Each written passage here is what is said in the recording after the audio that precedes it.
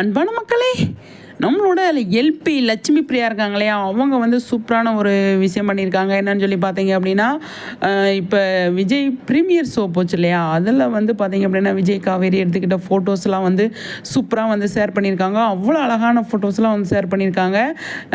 அவங்க வந்து வீக்கா அப்படிங்கிறது வந்து எவ்வளோ பெரிய விஷயம் அப்படிங்கிறத வந்து அழகாக வந்து இயர் விஜய் டெலிவிஷன் அப்படின்னு சொல்லி தான் அவங்க வந்து அதை போட்டிருக்காங்க.